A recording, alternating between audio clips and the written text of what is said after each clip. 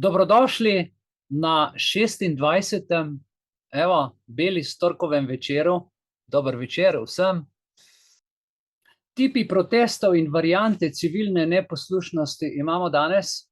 Nekako bomo skušali to skomunicirati. Imate vi kaj več izkušenj kot jaz? Jaz v življenju nikoli nisem bil javni protestnik, se izpostavljal, nisem bil v javni službi, ne vem, kako to izgleda. Kot zasebnik pa v vseh 35 letih dela nisem nikoli imel časa iti protestirati, ne. Če sem kaj rabil, sem šel na upravno enoto, če so me kam poklicali, sem šel na urad, če sem kaj rabil, sem šel si urediti, ne vem, zavarovanja, delovne skratka, te stvari, čisto normalne državljanske stvari, sistemske, ki jih pač od nas povsod nekje so zahtevali. To govorim še za čas pred covidom, ne. A veste, to je še čas, ko smo pač tako živeli, ne. Vsak v svojem domu z družino, smo delali, ne vem, od 6 do 2, pol je bil popoldne fraj. Pol so se pa začele stvari hitro spreminjati in mi smo vse sprejemali, po dolgem in počez. No, ko smo začeli to tematiko, če primerjate ti dve sliki, ne, sliko pred osamosvojitvijo Slovenije, potem pa v času osamosvojitve in pa zdaj zadnja 4 leta. Kakšne spremembe občutimo na lastni koži, z občutki, z udarci, s komandami, z izrazi, kaj vse se spreminja in s kakšno hitrostjo? Samo eno mnenje, prosim. Ja, Borut tle. Ja, Borut, živjo, povej.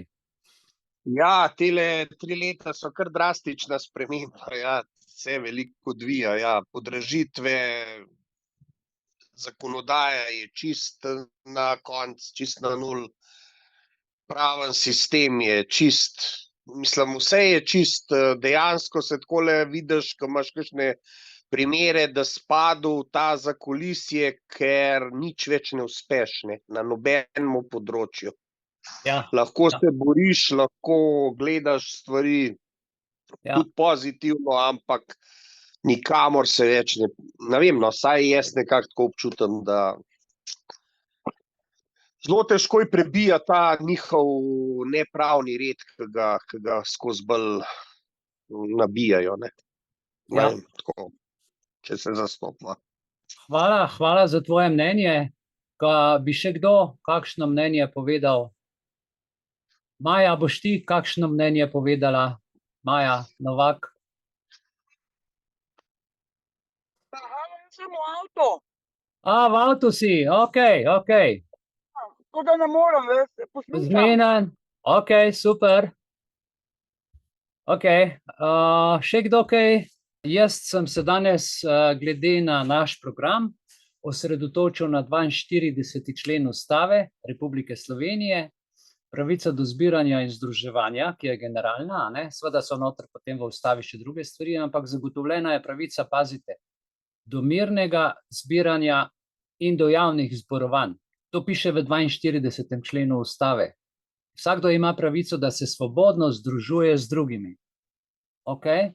Prideš na obisk, se združuješ, greš s skupino po cesti, greš kaj pojesti, ne vem, 30, 40, ki praznuješ rojstni dan, se združuješ na tak ali drugačen način, versko, politično, aktivno, in potem tukaj pravi, zakonske omejitve, bodite pozorni, kaj Ustava pravi, zakonske omejitve teh pravic so dopustne. Če to zahteva, prvič, varnost države ali javna varnost ter varstvo pred širjenjem nalezljivih bolezni. Zdaj, če gremo tukaj varnost države, se pravi, varnost države je kaj? Da se nas toliko zbere, da bi oblast dol ruknila, ne. Takrat je varnost države, to razumejo, ne. Ampak varnost države smo mi, če smo mi v nevarnosti, varnost državljanov je varnost države, ne varnost oblasti. Zdaj je vse to obrnjeno. Javna varnost je nekaj drugega, se pravi, če se združuje nekdo z namenom, da bo škodoval, razbijal, uničeval, je to logično, da je treba to prekiniti. Zagotovljena je pravica do mirnega zbiranja in do javnih zborovanj, ne. Tako da, ko gremo pa v tretjo varianto, pred širjenjem nalezljivih bolezni, ne? Ko govorimo pa o nalezljivih boleznih, govorimo pa o resničnih nalezljivih boleznih. Če bi do tega prišlo, ne pa z neko vajo, z nekimi projekti, z namišljenimi stvarmi, s subtilnim namenom nadzora državljanov, to, kar se počne in kar je bil ta COVID narejen, a ne. Se pravi, lažni alarm, potem človek izgubi vse zaupanje, človek dejansko potem več ne ve, kdaj se v resnici kaj zgodi. Ker ko enkrat toliko laži na kupu, dejansko težko preseješ, daš na vago, a je to zdaj prava informacija ali ni prava informacija. Se spomnite prejšnji teden, ko smo govorili o, nekdo se je javil in je povedal, da je v bistvu po naših občinah precej migrantov. Se spomnite, prejšnji teden smo imeli to tematiko, ne? Ena naša članica izrazila ogorčenje, da hočejo azilni dom narediti okoli Brežic, tam dol se mi zdi, da je bilo, ne. In a veste, od leta 2002 mislim, da je pri nas ena uredba, ki govori o migrantih, ne. Imamo migrante, imigrante, emigrante, upam, da ločite te tri izraze, če ne bom potem malo povedal, kaj kateri izraz pomeni, ne. Ampak, glejte, kaj se je zgodilo v tem tednu. Mislim, da je podpredsednik vlade, gospod Arčon, bil na RTV Slovenija včeraj in se župani že upirajo. Se pravi, mi imamo zdaj nekaj časa že opozarjamo, da župani res ne delajo za ljudi, da ne delajo za prebivalce, kjer se prebiva, ampak delajo za agendo. In v agendi so tudi migranti v evropski politiki, ker to je edini način, da zmešajo prebivalstvo, da znižajo z migranti varnost, kaj vse se še lahko zgodi, ne. Se pravi, tam, kjer so migranti, pade vrednost nepremičnin. To je prva stvar, zaradi tega, ker pač ni varno okolje, če so migranti tam. Druga stvar, poveča se lahko kriminaliteta v kraju zaradi migrantov, ker nikoli ti človeka ne poznaš kulture njegove, ne veš, kaj bo naredil, tam je zaščiten in stvari se dogajajo, ne. Govorimo o lokalnih prebivalcih, občinah, županih in pa to, kar država vsiljuje, ko kar reče, to je državna zemlja, tle zraven vaše vasi bomo pa zdaj naredili en migrantski servis, a ne. Normalno, da se ljudje, ne moreš živeti več v miru in to je problem, tu je treba, ne vem, protestirati, povedati svoje mnenje in to je ta 42. člen, ki nam seveda to zagotavlja. Hkrati pa je občutek, kot da turiste zamenjajo ilegalci, ne, ni več prostora za turiste, ker kraj ni več varen, glejte, kaj vse to potegne za sabo, ne. Ko se zmrači, se vaše žene, hčere, vnukinje ne bodo mogle več sprehajati po kraju, ker je nevarno, ni več varno, Solzivec v vsaki torbici nositi je pa res največja neumnost in čakati, kdaj te bo kdo napadel. Mislim, če greš na sprehod pod takšnim stresom, si lahko predstavljate, kaj državljani v določenih občinah preživljajo, kaj grejo skozi. Tu po Ljubljani se je klima popolnoma in povsem spremenila. In kaj še nekaj, kadarkoli zapustiš hišo, boš vedno mogel pregledati, če so kamere po novem vključene, če je sistem dela, ali če imaš vse, odvisno kako imaš urejen, nastavil boš stvari, ki prideš nazaj, da boš videl, ali je kdo okoli bajte hodil ali ni, če si v bloku, je sicer malo drugače, ampak to je večen strah, ne. In namen držav v Evropski uniji je vzbujati strah. Strah, zakaj? Zato, ker pol ti lahko ponudijo varnost, pa kamere, pa mi vas bomo zaščitili. A bomo zdaj z nožem v žepu hodili po mestih pa po vaseh, kjer so naša zemlja, kjer mi živimo. Ne vem, a bomo hodili po tečajih za samoobrambo? Ali bomo zaprosili za več orožnih listov? Mislim, ne, stvari so, a veste, tako, ne, in včeraj je gospod Arčon povedal, da se je pogovarjal z župani in da župani več ne pristajajo na azilne dome. Poglejte, jaz vam bom to zavrtel, da boste to zadevo slišali zdajle, če niste. Evo, takole. Migracijska politika, slišali smo tudi na protestnem shodu, sicer ta očitek, da uvažate nove pravzaprav volivce v levem bloku, ampak okrog teh začasnih azilnih domovih se ni dalo vprašati lokalne skupnosti. Ste poskušali vprašati? Po govorici telesa je bilo videti, da prvak opozicija še sam ne verjame tej trditvi, ki jo je izrekel, češ da mi uvažamo volivce in podeljujemo volilno pravico. Dejstvo je, da so se na pristojnem uradu veliko pogovarjali tudi z župani, mislim, da več kot z 10, in seveda odgovor je bil povsod ne. Vlada je na podlagi strokovnih argumentov določila lokacijo, ki je na državni zemlji in je tik ob meji. Jaz popolnoma razumem tako župane, ker sem bil župan, kot tudi prebivalce, da imajo določene strahove. Da, zelo ne so proti, ne zaslužijo pa si še dodatnih ustrahovanj strani opozicije, ker gre za občutljivo temo, gre za stisko ljudi in preprosto je pa treba nekaj vedeti. Povprečno tej migranti ostanejo v Republiki Sloveniji 2 dni in pol. In Slovenija ni ciljna država. In ta lokacija, ki je trenutno predvidena, je nadomestna lokacija. To so bistveni elementi, ki jih dejansko naslavljamo in prosimo župane in lokalno skupnost, da razumejo. Zelo na kratko so, očitno ustrajate, tudi minister Poklukar je rekel, vlada je tako odločila in tam ti azilni domovi bodo, so mogoče kakšne koncesije, da občine dobijo kaj v zameno za to, da pristajajo na azilne domove. Mi si predvsem želimo, da bi z dialogom, razumevanjem tudi do sočloveka prišli do ustreznih rešitev in dobili skupen dialog. To je naš cilj. Treba je pa videti vse vidike te plati. Širšo sliko. No, dragi moji, 2 dni in pol je izrekel, ne, to je politična floskula. In se ukvarjajo s trgovino z ljudmi, ali kaj? ne vem, očitno ne vem, kaj je to, ne. Pa državna zemlja. Ja, V socializmu je bila družbeno premoženje, zdaj pa kar naenkrat državno.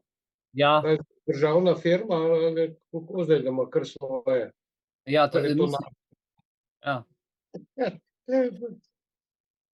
Jaz sem je kar enkrat stvari malo zarekel. A bi ti to lahko malo pokomentiral, ker si na takem občutljivem območju doma, kaj te stvari občutiš, kaj te stvari bolj poznaš, poveš par dogodkov, malo pišeš, kako v resnici je, pa kaj gospod Arčon govori kot politične floskole. V 2-3 stavkih, prosim, no. Ja, jaz sem na mejnem območju, ja, klej jih je kar precej, ne. Tudi helikopter imam jaz skozi na glavo, ne. In to ne policijske, zdaj danes sem videl, cel dopoldne, 2-krat je šel mimo, no. Je bil brez oznak, no. Ni bil policijski. Tako da nekaj se dogaja, ne, okrog teh migrantov. Tako da migranti prihajajo, jaz ne vem, koliko je, ker ne gledam javnih medijev, niti televizije, nimam 20 let, ne. Ampak to vidim, da se dogaja in tle po drugih vaseh tudi slišim, ne, da že kar z avtobusi jih vozijo, to je sploh, ker zdaj so meje odprte, ne, s Hrvaško. Ja, Tako da zdaj kar pride, avtobus grejo mimo, ustavijo, da grejo scak, pa grejo naprej. pa to svet ni videl, ja, to so posebni prijemi zdajle, ne vem. Torej, jaz sem bral tisto uredbo, a ne, iz leta 2002, jo dobite na uradnem listu. Ko si zadevo preberete, je tako napisana za to migrantsko politiko, da so ti ljudje, ki pridejo sem, veliko bolj zaščiteni, kot smo mi domači ljudje zaščiteni. Veliko bolj država poskrbi za te tujce, kot poskrbi za nas, ko karkoli rabimo. Ko se tle v Sloveniji domač človek znajde v stiski. Vse je vseeno. Recimo, da je to bolezen, da je to nesreča, da je ogenj, da je, mislim, naravne nesreče, karkoli, ne? In pri naravni nesreči, ki voda pride, te še razledinijo, te še poseste, še razselijo še povrh vsega. Mislim, da je vse, kar govorijo in pišejo, vse v nekem obratnem sorazmerju, govori eno delo drugo. Kako lahko reče, da je 2 dni in pol povprečna doba bivanja v tistem domu noter enega migranta, ko pa to daleč od tega ne drži. Razen, če se trguje, kot si ti lepo povedal, ne? Razen, če se počne. To so vse ilegalne prestope meje. Prej, koliko je zdaj tega? 1 leto nazaj smo imeli Schengen, ne? Ja. In niso šli na vrata, ampak so šli skozi okno noter v državo, ne? Ja, smo mrežo delali. Zdaj pa, ko je šla Hrvaška v Schengen, je pa Schengen na bosanski srbski meji, ne? Zdaj pa tam ilegalno prestopajo, ko grejo po Slovenijo, to pa že, kako se pa zdaj temu reče, kakšna je pa zdaj to besedna zloženka, kako bi se temu rekel, ne? Zihar bojo kaj Zdaj so pa oni ilegalno prestopali bosansko, hrvaško ali pa... Ja. Te so pa že tako, ko si rekel, so pa turisti, ne? Turisti, migranti. Ja, dobesedno turisti, migranti, ja. No. Zdaj pravim, z avtobusom jih vozijo, to mi je zadnjič en sosednje vasi povedal, ne. Pa mahajo, ne vem. Pa dokumente mečejo v stran, preden vstopijo. Tako, to so jih pomenile pred bajto. In ko pomagam, ko je prišel policaj in jih je kar z golim rokam pobiral, sem mu povedal, da to oni so polni vseh živih bolezni, in pa sem mislil, da bo kar varžice ustrelil. Kako, mislim, kakšne pošiljajo, no, pa tole preverjati pa gledati brez enih osnovnega znanja, ne? Ja. Garje dubo bo dubo, kaj ti jaz vem, ne vem, enkrat bakterij gor, nekaj to je res. Ne vem. Ja, glejte, no, to se pravi, to je bil ta izsek, dejansko se dogaja, kar smo prejšnji teden govorili. Torej, Boris, srčna hvala za ta tvoj vložek, ki pa seveda je iz prve roke. Verjamem, da še marsikdo, ki nas nocoj posluša, ima te izkušnje, če ne drugače, se vidi preko spleta, preko medijev. In ta migrantska politika, to je vse namerno narejen, ne? Normalno, če ne bi bilo neredov, če ne bi bilo vojn, če ne bi bilo tega namerno narejenega, tega mešanja, to je vse narejeno zaradi tega, da narod, nacija izgubi identiteto. To je vse v smislu te velike ene vlade, ker ko ti izgubiš identiteto, glejte, spolno identiteto, nacionalno identiteto, osebno identiteto in še ime in priimek ti spreminjajo, zdaj so nove osebne izkaznice narejene, da si kot robot z velikimi črkami napisan gor, nič več kot oseba, kot človek, zdajle si čist robot, oseba, ne? Capitis diminutio maxima. Prej smo imeli vsaj medija napisan, ne? Z veliko začetnico, ime in priimek, tako kot je slovnično pravilno, tako kot se v šoli učimo in tako kot je zakonom določeno, da se ime in priimek v pravnem prometu Republike Slovenije uporablja. In država, ki piše zakone, sama krši zakone. Dela po nekih navodilih, kar pa ni prav. To se pravi, jaz bi zdajle na kratko vam samo opisal en uvod v nekaj, kar se reče tipi protestov in variante civilne neposlušnosti. Namreč že davno tega so te stvari zelo znane, poznane vsem nam, vendar se tega nismo posluževali zaradi tega, ker je bilo dokaj mirno. Živeli smo od dneva do dneva, načrtovali smo mirno, vse je bilo nekako predvidljivo. V teh časih je pa vse nepredvidljivo in človek nikoli ne ve, ali bo se zadevo, ki si jo je zadal, uredil ali ne.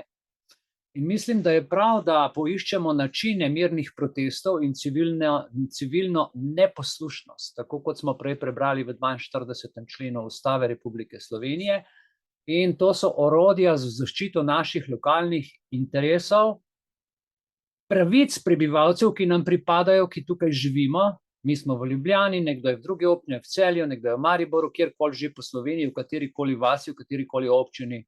Za vse velja enako, kar bomo nocoj povedali. Kadar želimo uveljaviti svoj lastni interes, in to je naša pravica, ker mi živimo tukaj, se pravi, ne da bomo poslušni interesom globalne agende 2030 oziroma plačanim storitvam sredstvi EU, kot se trenutno to dogaja, ne? Jaz vas nocoj nagovarjam v umetnost ne proaktivnega, ampak prosocialnega prispevka k reševanju problemov v samoupravnih skupnosti. V družini, v kateri živite, je malo širša družina, ne? Nekako bi tako rekel, če sem malo vulgaren, naredimo proteste zopet seksi, ker če rečeš, da je neki seksi, pol vsi skočijo v luft. Ne, dajmo malo, ne? Ker namreč ponovno naj postane seksi z učno močjo prebivalcev. Učna moč prebivalstva je to, da se izobražujemo. In par stvari boste nocoj izvedeli, ker vam bo mogoče malo kapo dvignilo, mogoče vam bo malo pritisk dvignilo, nekaj smo ga zdaj že dvignili, malo pritiska, a ne, glede na dejstva, ki smo jih ugotovili, kako se država obnaša. Država si kar na državno zemljo hoče postaviti migrantske kempe, pa ne, izvrševati politiko Evropske unije, pa Soroševo politiko, pa to zmešnjavo delati le pri nas. Kaj pa imamo mi s tem, če je tam nekje vojna? Človeku, sosedu v stiski rad pomagaš. Ampak to je druga zgodba, kakor da ti dobiš tam, ne vem, ene ljudi iz, ne vem, Arabije, Sirije, Palestine. To je drug svet, to je druga kultura. Kaj imajo tam pri nas za iskati? A je šel kdo dol, ko je bila v Sloveniji vojna? A smo mi šli v Sirijo, v Palestino, v Izrael? Se hecuje o tem, da te isti ljudje te vojne povzročajo, ki jih zdaj sem vabijo, ne? Ja, se strinjam. Ja. No, glejte, zdaj tukaj o čem mi govorimo? Mi govorimo o moči. Moč. To besedo, so 3 črke. Moč, ki je opredeljena kot sposobnost, da prisili druge, da počnejo, kar bi mi želeli, vi želeli, da storijo, in se pogosto ta moč obravnava, mislim, da predvsem negativno. Vendar ni dobra, niti zla, ker vse na neko dobro obrnejo, ali pa na nekaj neutralnega. Ja, se so migranti, ampak 2-3 dni, ne? In potem skulira vso zadevo in prosi prebivalce naj razumejo, župani naj razumejo. Kaj imaš tu za razumeti? Pošli ljudi nazaj od tam, kjer so prišli. Ne? In ta moč je ključna za razumevanje, kako deluje vlada, a veste, in kako deluje vlada v navezi z lokalnimi veljaki. Še bolj pomembno pa je, kako mi prebivalci sodelujemo z vodstvom občine, z županom in pa seveda z vsemi, ki so tam noter voljeni in ki morajo delati v interesu lokalne skupnosti, ne pa v interesu migrantov. Ja? In glejte, kako, nocoj bomo razpravljali o tem, kako lahko na to njihovo moč vplivamo z inteligentnim pristopom. Inteligentni pristop, temu se reče državljanska nepokorščina, ki pa je v skladu z zakonom. Tako da, kazenski zakonik predvideva, ustava predvideva, vse predvideva, ne sme biti tega, ne, ampak da smo v teh okvirih, da smo še na tisti meji, ko smo še znotraj zakona. Glejte, danes je težava v tem, da je veliko ljudi nepismenih. A oprostite, na oblasti, ne nas, državljanov, tudi seveda, ampak še več je pismenih, nepismenih na oblasti, ker ne pozna ustave, ne pozna kazenskega zakonika, ne pozna, kako zadeve funkcionirajo, ne ve lastnih pooblastil. Boris je prekrasno. No, kako? Še enkrat povej. On da zna pa računati. Računati pa znajo. To pa ja. Ne? In glejte, ne zavedajo se, kako deluje njihova moč v našem državljanskem smislu. Kako en odlok vpliva na moje življenje? Kaj pa je Janša delal z, ne vem, 1500 odloki? Pa ta človek ni normalen, kaj je počel. Ne? Bog ne daj, da pride slučajno na oblast ta človek. Pokazal je svoje barve, že ne vem kolikrat. To je treba samo v stran. Sploh se ne zaveda, kako deluje njegova moč v našem državljanskem življenju. Zato, ker so potem to strukturno dol, se vse spremeni. Tisti, ki razumejo, pa imajo nesorazmeren vpliv na naše življenja. Ne? Ampak teh ljudi, ki razumejo, je malo. To je peščica ljudi in ta peščica ima nesorazmeren vpliv na naše življenje, ko bi morali biti ravno obratno. Današnja razprava, o kateri zdaj govorimo, bo potekala v smislu, kako moramo demokratizirati moč, ponovno poudarjam, in jo narediti bistveno bolj dostopno vsem nam. Da se ve, da smo močni, da smo odgovorni. Glejte, moč deluje na različne načine. Poslušajte, moč deluje preko prijateljstev, moč deluje preko subvencij, pristranskost postane politika in slogani postanejo gibanja. In več o tem se bomo nocoj pogovarjali.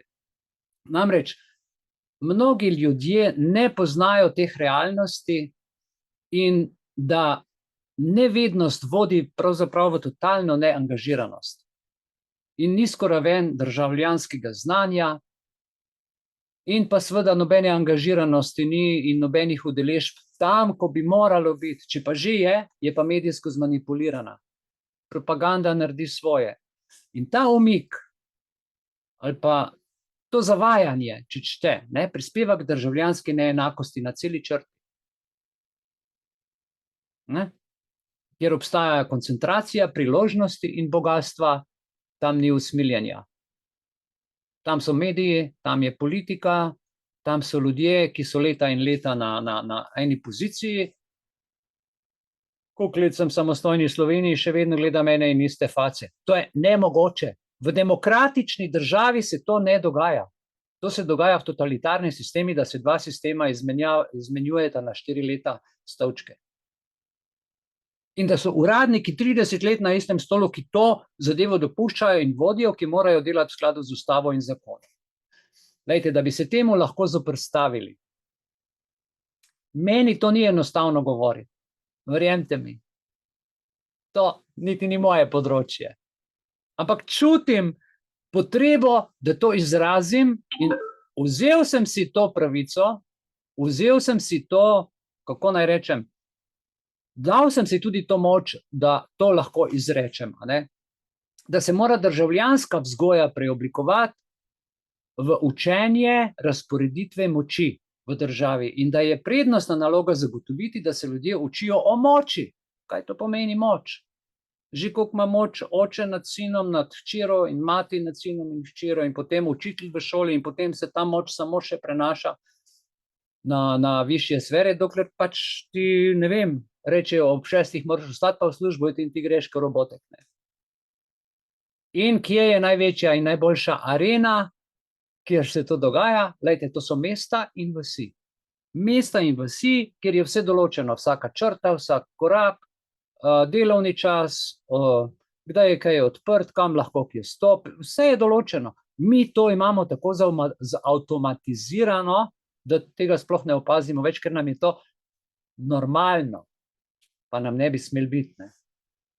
In mesto je predstavljeno recimo kot najboljša arena za izvajanje te moči, kjer državljani verodostojno odločamo o svojih vprašanjih, kot so recimo postavitev ulične svetilke.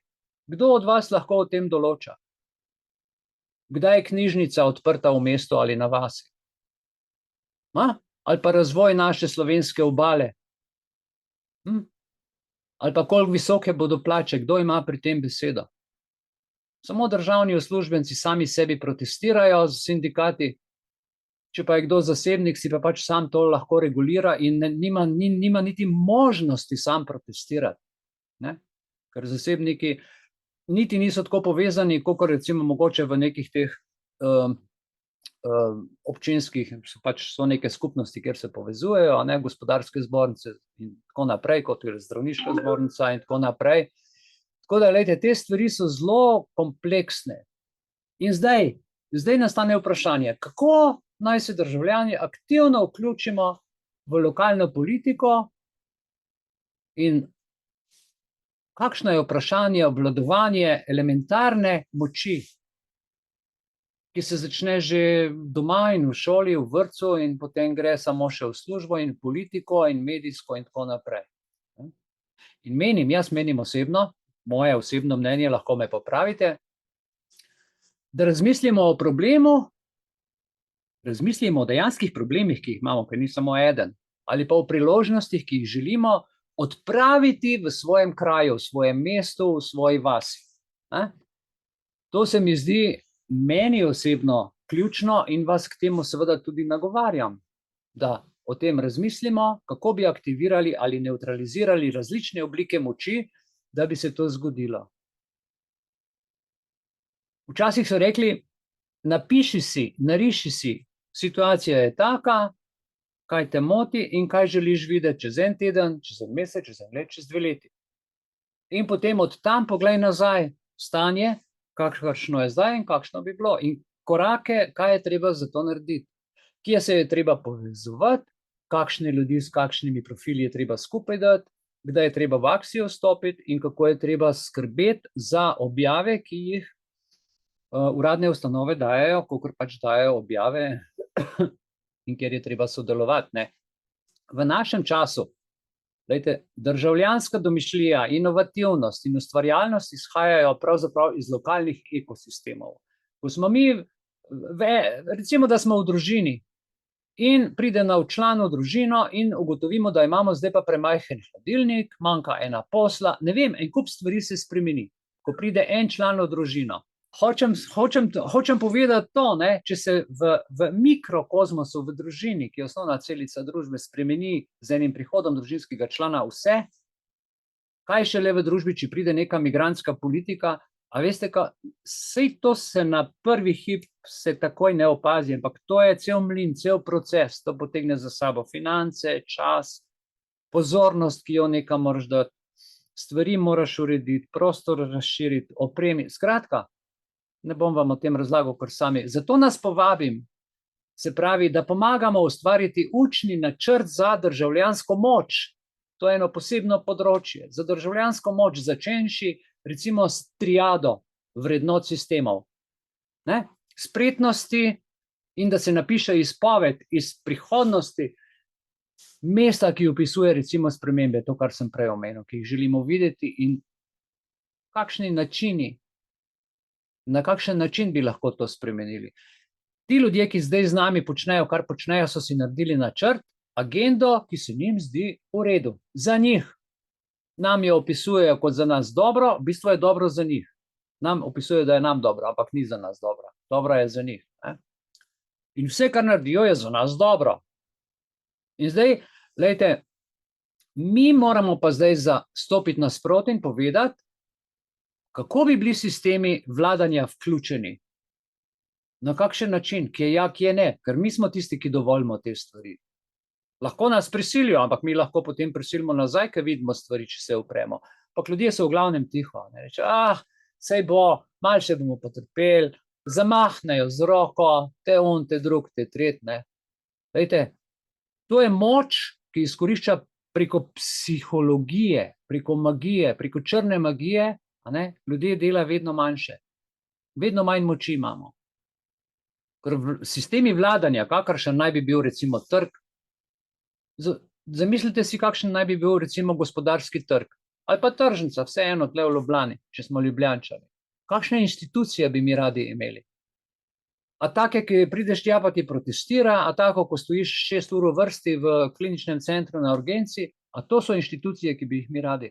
Jaz osebno ne. Mi moramo nekaj storiti v zvezi s tem, da se te stvari, da se spremenijo in da se naredi nek plan. Jaz izgovarjam te besede, marsikdo bo slišal, nekdo ima moč to narediti, nekdo ima ideje, ampak danes razpravljamo točno o tej stvari. Skratka, povabim nas vse, da ponovno naredimo državljansko neposlušnost seksi, tako kot sem povedal, da se čim več ljudi priključi.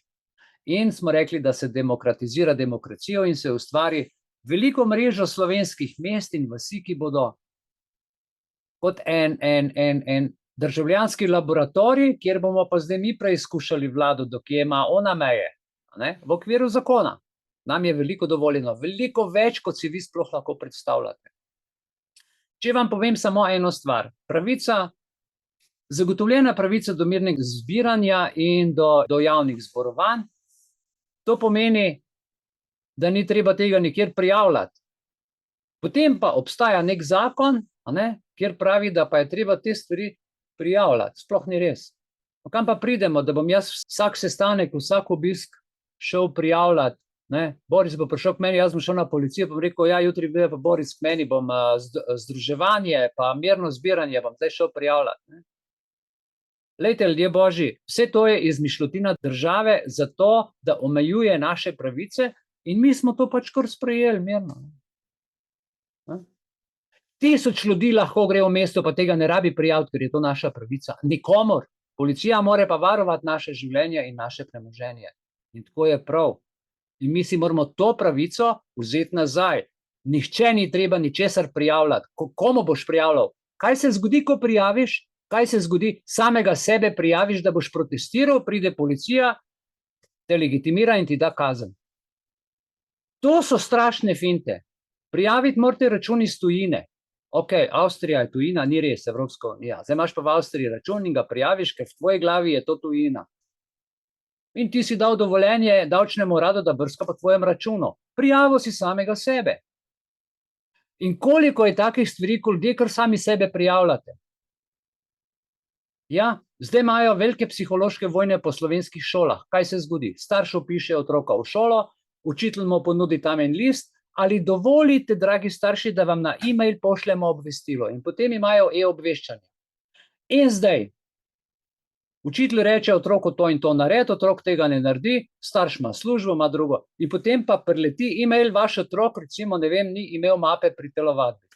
A mora zdaj oče in mati vedeti, da je učitelj tam naročil in potem pride v tisti e-client, ti pride, vaš otrok pa ni imel tega in tega v šoli. Psihološko maltretiranje staršev in otrok in zastraševanje. In prav akcijo bomo naredili, da se ta e-client naj pokličejo starša, pa bo zgodba precej drugačna. Mislim, da se grejo te psihološke igrice in to je vse, veste, naštimano. Ok, kako bi naj izgledalo to? Jaz sem pripravil za nas en video, ki je dolg 15 minut. Želim, da si ga pogledamo, pa bomo pa še naprej malo debatirali o teh stvarih, da boste videli, da nismo edini, ki tako razmišljamo. I'm a teacher and a practitioner of civics in America. Now, I will kindly ask those of you who've just fallen asleep to please wake up. Why is it that the very word civics has such a soporific, even a narcoleptic effect on us? I think it's because the very word signifies something exceedingly virtuous, exceedingly important, and exceedingly boring. Well, I think it's the responsibility of people like us, people who show up for gatherings like this in person or online in any way we can, to make civics sexy again. As sexy as it was during the American Revolution, as sexy as it was during the Civil Rights Movement. And I believe the way we make civics sexy again is to make it explicitly about the teaching of power. And the way we do that, I believe, is at the level of the city. This is what I want to talk about today. And I want to start by defining some terms, and then I want to describe the scale of the problem I think we face, and then suggest the ways that I believe cities can be the seat of the solution. So let me start with some definitions. By civics, I simply mean the art of being a pro-social, problem-solving contributor in a self-governing community. Civics is the art of citizenship, what Bill Gates Sr. calls simply showing up for life. And it encompasses three things: a foundation of values, an understanding of the systems that make the world go round, and a set of skills that allow you to pursue goals and to have others join in that pursuit. And that brings me to my definition of power, which is simply this: the capacity to make others do what you would have them do. Sounds menacing, doesn't it? We don't like to talk about power. We find it scary. We find it somehow evil. We feel uncomfortable naming it. In the culture and mythology of democracy, power resides with the people. Period. End of story. Any further inquiry not necessary and not really that welcome. Power has a negative moral valence. It sounds Machiavellian inherently. It seems inherently evil. But in fact, power is no more inherently good or evil than fire or physics. It just is. And power governs how any form of government operates, whether democracy or dictatorship. And the problem we face today, here in America in particular, but all around the world, is that far too many people are profoundly illiterate in power. What it is, who has it, how it operates, how it flows, what part of it is visible, what part of it is not, why some people have it, why that's compounded. And as a result of this illiteracy, those few who do understand how power operates in civic life, those who understand how a bill becomes a law, yes, but also how a friendship becomes a subsidy, or how a bias becomes a policy, or how a slogan becomes a movement. The people who understand those things wield disproportionate influence, and they're perfectly happy to fill the vacuum created by the ignorance of the great majority. This is why it is so fundamental for us right now to grab hold of this idea of power and to democratize it. One of the things that is so profoundly exciting and challenging about this moment is that as a result of this power illiteracy that is so pervasive, there is a concentration of knowledge, of understanding, of clout. And you think about it. How does a friendship become a subsidy? Seamlessly. When a senior government official decides to leave government and become a lobbyist for a private interest and convert his or her relationships into capital for their new masters. How does a bias become a policy? Insidiously. In just the way that stop and frisk, for instance, became over time a bureaucratic numbers game. How does a slogan become a movement? Virally. In the way that the Tea Party, for instance, was able to take the "Don't Tread on Me" flag from the American Revolution. Or how, on the other side, a band of activists could take a magazine headline, "Occupy Wall Street," and turn that into a global meme and movement. The thing is, though, most people aren't looking for and don't want to see these realities. So much of this ignorance, this civic illiteracy, is willful. There are some millennials, for instance, who think the whole business is just sordid. They don't want to have anything to do with politics. They'd rather just opt out and engage in volunteerism. There are some techies out there who believe that the cure-all for any power imbalance or power abuse is simply more data, more transparency. There's some on the left who think power resides only with corporations, and some on the right who think power resides only with government, each side blinded by their selective outrage. There are the naive who believe that good things just happen, and the cynical who believe that bad things just happen. The fortunate and unfortunate alike who think that their lot is simply what they deserve, rather than the eminently alterable result of a prior arrangement and inherited allocation of power.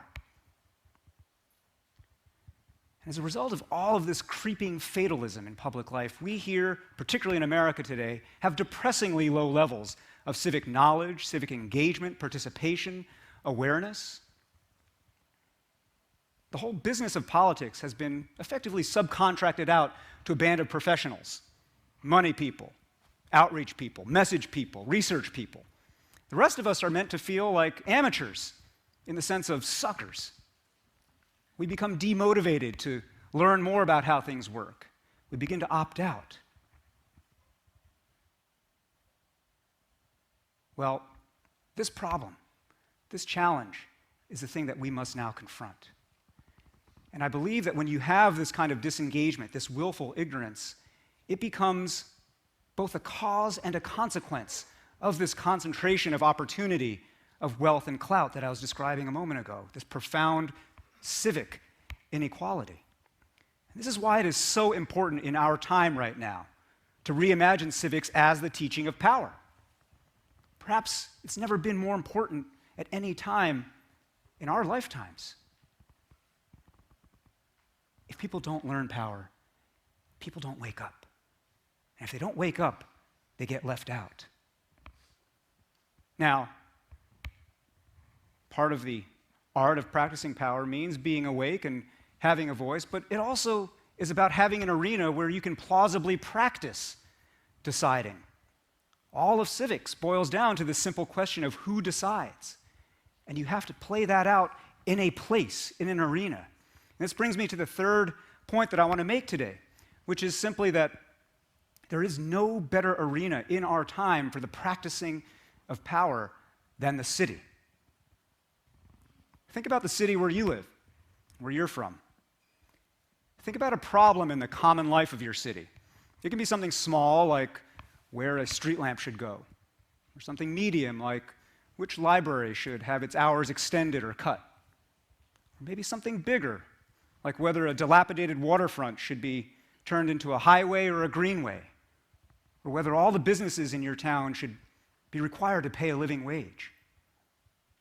Think about the change that you want in your city, and then think about how you would get it, how you would make it happen. Take an inventory of all the forms of power that are at play in your city situation. Money, of course. People, yes. Ideas. Information. Misinformation. The threat of force. The force of norms. All these forms of power at play. Now think about how you would activate or perhaps neutralize these various forms of power. This is not some Game of Thrones empire-level set of questions. These are questions that play out in every single place on the planet. I'll just tell you quickly about two stories drawn from recent headlines. In Boulder, Colorado, voters not too long ago approved a process to replace the private power company, literally the power company, the electric company, Xcel, with a publicly owned utility that would forego profits and attend far more to climate change. Well, Xcel fought back, and Xcel has now put in play a ballot measure that would undermine or undo this municipalization. And so the citizen activists in Boulder who've been pushing this now literally have to fight the power in order to fight for power. In Tuscaloosa, at the University of Alabama, there's an organization on campus called, kind of menacingly, The Machine. And it draws from the largely white sororities and fraternities on campus, and for decades, The Machine has dominated student government elections. Well, now, recently, The Machine has started to get involved in actual city politics. And they've engineered the election of a former Machine member, a young pro-business recent graduate, to the Tuscaloosa City School Board. Now, as I say, these are just two examples drawn almost at random from the headlines. Every day there are thousands more like them. And you may like or dislike the efforts I'm describing here in Boulder or in Tuscaloosa, but you cannot help but admire the power literacy of the players involved, their skill. You cannot help but reckon with and recognize the command they have of the elemental questions of civic power. What objective? What strategy? What tactics? What is the terrain? Who are your enemies? Who are your allies? Now I want you to return to thinking about that problem or that opportunity or that challenge in your city, and the thing it was that you want to fix or create in your city. And ask yourself, do you have command of these elemental questions of power? Could you put into practice effectively what it is that you know? This is the challenge and the opportunity for us.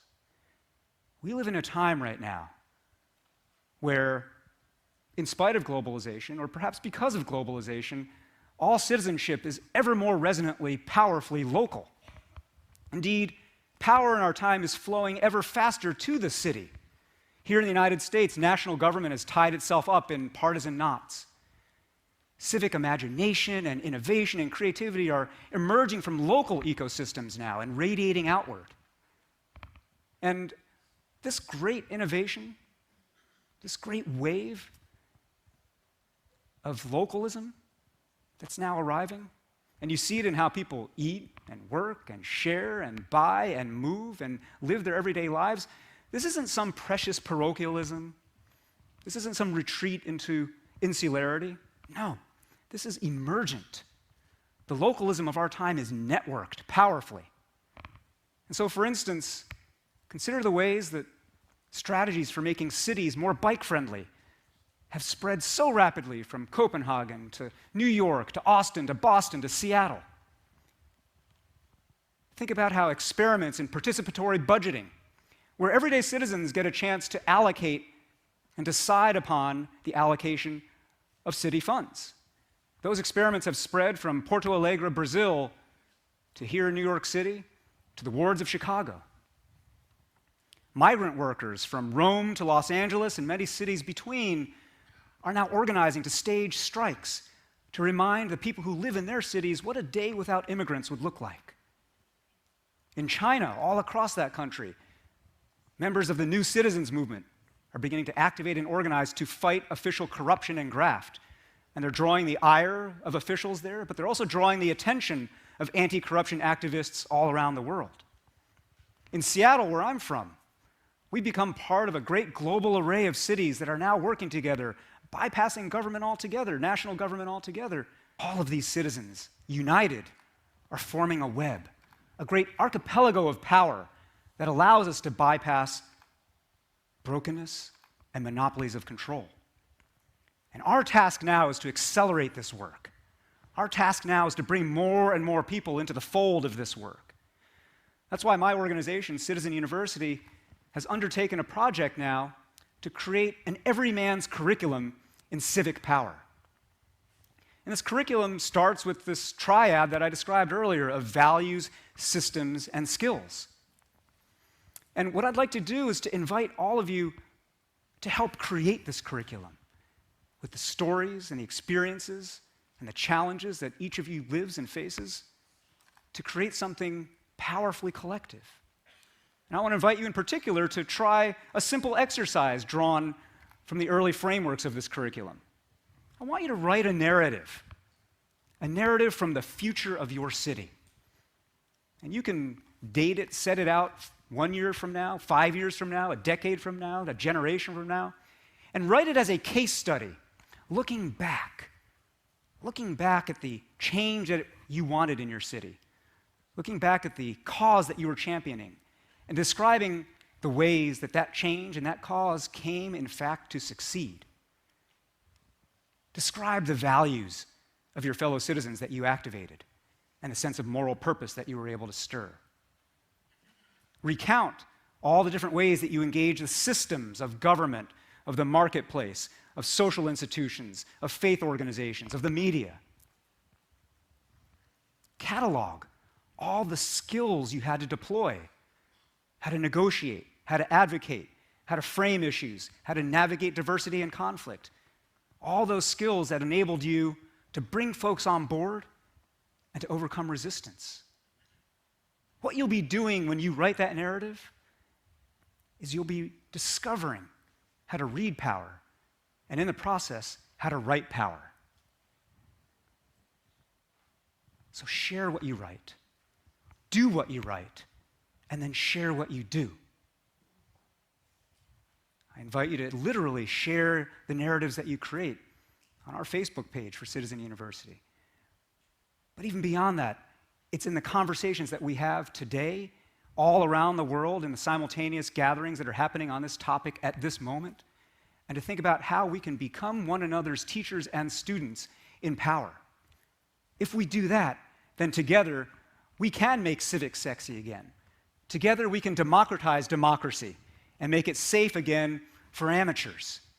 Together we can create a great network of city that will be the most powerful collective laboratory for self-government this planet has ever seen. We live in an age of protest. On campuses, in public squares, on streets and social media, protesters around the world are challenging the status quo. Protests can thrust issues onto the national or global agenda. It can force out tyrants. It can activate people who have long been on the sidelines of civic life. But while protest is often necessary, is it sufficient? consider the Arab Spring. All across the Middle East, citizen protesters were able to topple dictators. Afterwards, though, the vacuum was too often filled by the most militant and violent. Protest can generate lasting positive change when it's followed by an equally passionate effort to mobilize voters, to cast ballots, to understand government, and to make it more inclusive. So here are 3 core strategies for peacefully turning awareness into action and protest into durable political power. First, expand the frame of the possible. Second, choose a defining fight. And third, find an early win. Let's start with expanding the frame of the possible. How often have you heard, in response to a policy idea, "That's just never going to happen"? When you hear someone say that, they're trying to define the boundaries of your civic imagination. The powerful citizen works to push those boundaries outward, to ask, what if? What if it were possible? What if enough forms of power, people power, ideas, money, social norms, were aligned to make it happen? Simply asking that question, and not taking as given all the givens of conventional politics, is the first step in converting protest to power. But this requires concreteness about what it would look like to have, say, a radically smaller national government, or, by contrast, a big single-payer healthcare system. A way to hold corporations accountable for their misdeeds, or, instead, a way to free them from onerous regulations. This brings us to the second strategy, choosing a defining fight. All politics is about contrasts. Few of us think about civic life in the abstract. We think about things in relief, compared to something else. Powerful citizens set the terms of that contrast. This doesn't mean being uncivil. It simply means thinking about a debate you want to have on your terms over an issue that captures the essence of the change you want. This is what the activists pushing for a $15 minimum wage in the US have done. They don't pretend that $15 by itself can fix inequality, but with this ambitious and contentious goal, which they achieved first in Seattle and then beyond, they have forced a bigger debate about economic justice and prosperity. They've expanded the frame of the possible, Strategy 1, and created a sharp, emblematic contrast, Strategy 2. The third key strategy, then, is to seek and achieve an early win. An early win, even if it's not as ambitious as the ultimate goal, creates momentum, which changes what people think is possible. The Solidarity movement, which organized workers in Cold War Poland, emerged just this way. First with local shipyard strikes in 1980 that forced concessions. Then, over the next decade, a nationwide effort that ultimately helped topple Poland's communist government. Getting early wins sets in motion a positive feedback loop, a contagion of belief and motivation. It requires pressuring policymakers, using the media to change narrative, making arguments in public, persuading skeptical neighbors one by one by one. None of this is as sexy as a protest, but this is the history of the US civil rights movement, of Indian independence, of Czech self-determination. Not the single sudden triumph, but the long, slow slog. You don't have to be anyone special to be part of this grind, to expand the frame of the possible, to pick a defining fight, or to secure an early win. You just have to be a participant and to live like a citizen. The spirit of protest is powerful. So is showing up after the protest. You can be the co-creator of what comes next.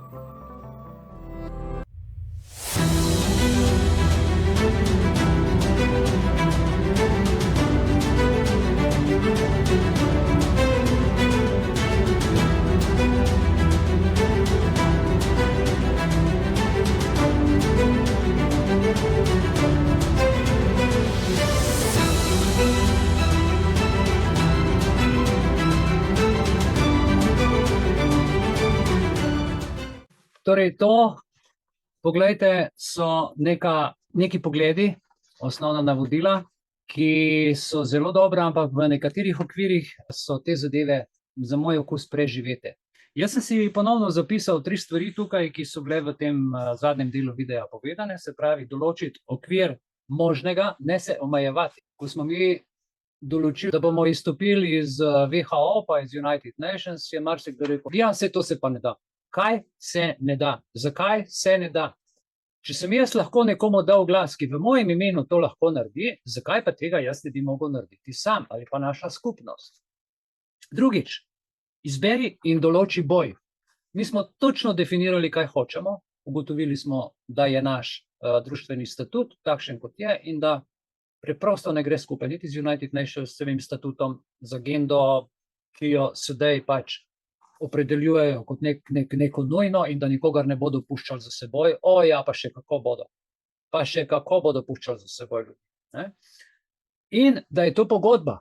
Glejte, ko ti določiš boj, se greš pogajati.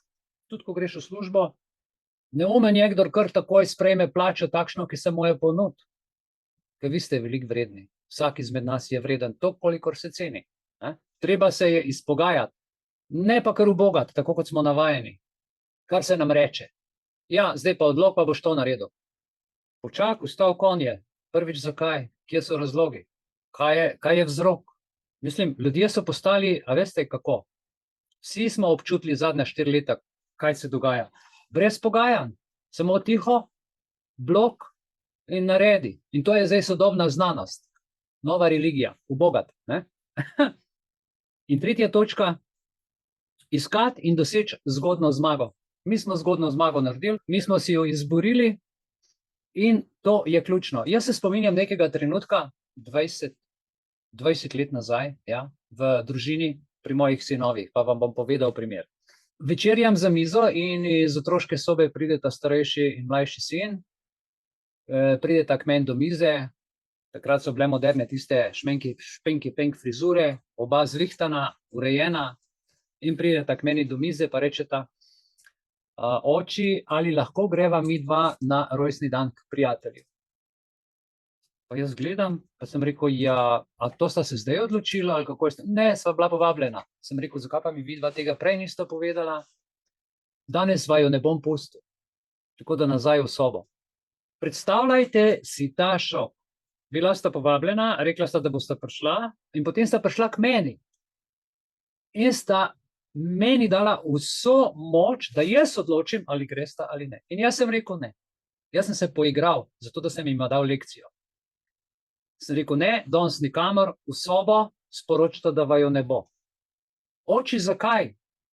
Sem rekel preprosto, zato ker sta me vprašala, če lahko gresta. Prvič, kaj se s tem zgodi? Mene sta vprašala, name sta dala vso odgovornost, če se vam kaj zgodi, bom jaz odgovarjal, in ker sta mi dala to možnost, sem se jaz pač odločil ne.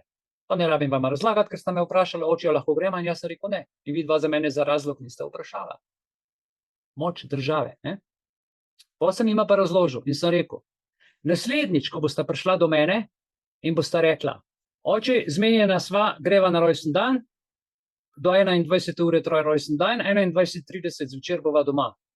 Lepo bodi, dober tek.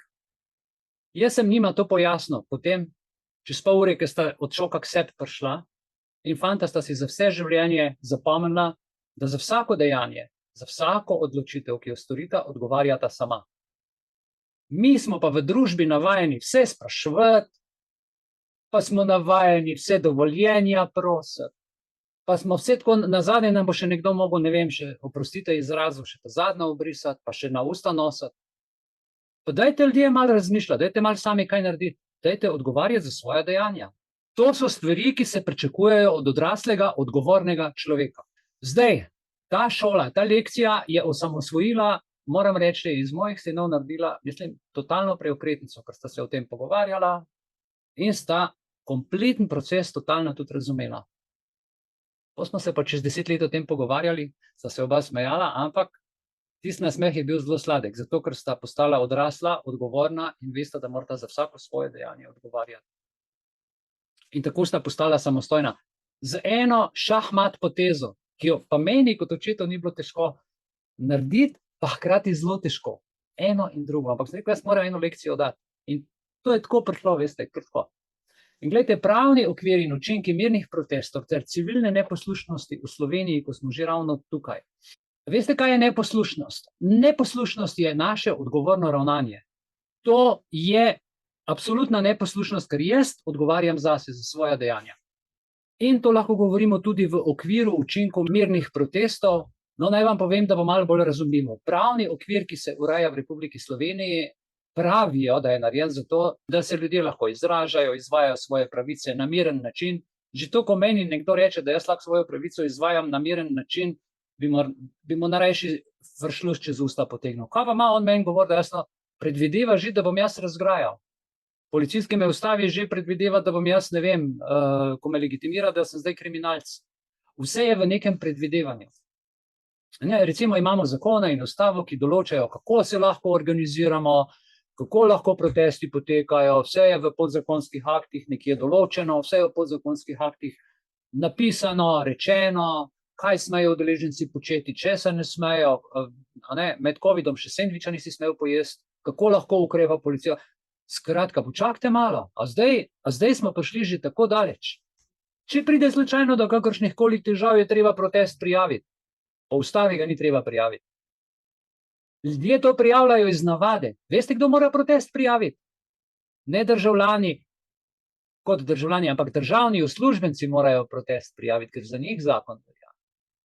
Mi za svoje pravice lahko protestiramo direkt, ker je to naša pravica in mi te ljudi plačujemo. In če ne delajo v redu, jim je treba dati vedeti, ne delate v redu tega in tega. To je naša pravica. Ampak seveda z neko kulturo. Zato, ker si ti tipi potem zapomnijo, če ne bomo delali tako, se bo pa zgodilo to. In ni hujšega kot javna sramota nekoga, ki je koruptiven, ki dela nepošteno in tako naprej. To so hude stvari. Mirni protesti lahko spodbujajo tudi družbeni dialog, lahko probaš seveda najprej pisno, na miren način, inteligentno, če ni efekta, je treba potem pač neko zadevo aktualno v akciji narediti. V strukturah, da se spremeni zakonodaja ali da se jo razveljavi, kakorkoli družben dogovor, zmeri se je treba pogajati. In protesti so najgrša, najbolj groba oblika pogajanja ljudi z državo. Žal jih ljudje ne izvajamo, izvajajo jih državni uslužbenci proti državi, ker so nezadovoljni, kako država že sama z njimi ravna. Kaj šele z nami, ki sploh nismo v njihovi službi, ampak jih plačujemo. Kaj vse se nam dogaja. Kadar gre za en mirni protest, je lahko to tudi simbolni pomen, lahko je nek znak, nek slogan, kot smo slišali.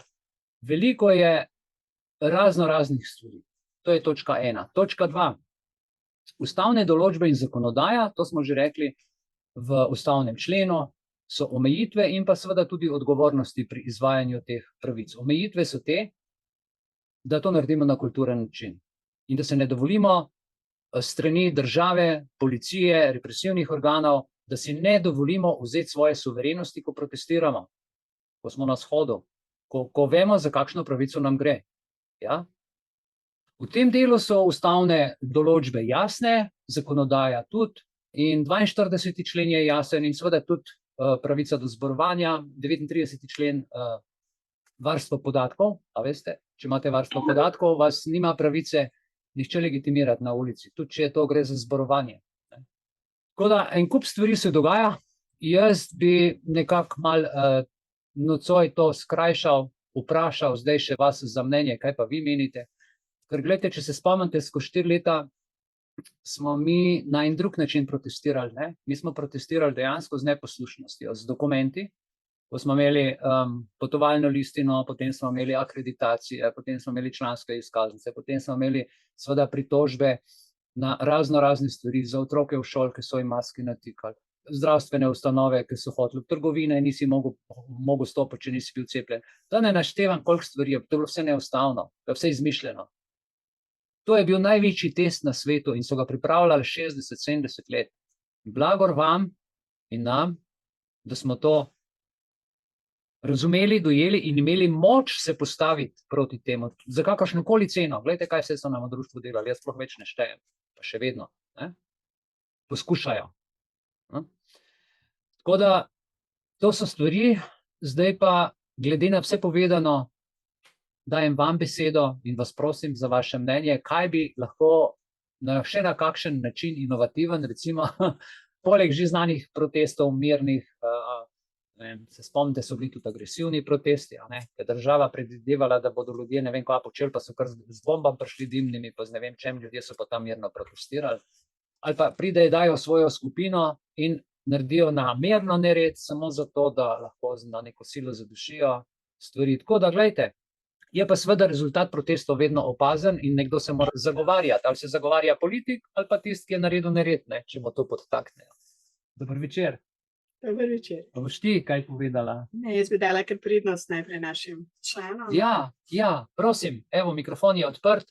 Dajte malo sodelovati, povedati, kako se vam zdi tole aktivno državljanstvo, pa vse to, kar smo poslušali danes, je kakšna nova ideja. Se vas je kaj dotaknil? Ker težka tema danes. Moramo se spoprijazniti pa spoprijeti z novimi stvarmi, ki jih do zdaj nismo počeli. Čas je takšen, da treba se zase postaviti in tega nismo glih vajeni. Mi smo bili navajeni živeti za družino in tako, zdaj se moramo pa za življenje, pa za svojo pravico, ki je čist povsem logična, 2024 boriti za take stvari, mislim, ki so o njih obravnavali leta 45, 46, 48, ne. Zdaj smo pa 2024, mislim, žalostno. No, glede na to, da nihče ne želi še nič povedati, mogoče bi jaz večkrat to poslušnost definirala, ne. Komu biti poslušan? Veliko imamo navodil, nasvetov, spodbud, predavanj, shodov, knjig, nasvetov, šol, predavanj, delavnic. In komu res prisluhati? Kaj je tisto, kar bo za nas najboljše? In ljubezen do svojega življenja. In če smo poslušni življenju, potem bojo res shodi, še bodo shodi mirni, prijazni, vendar odločni.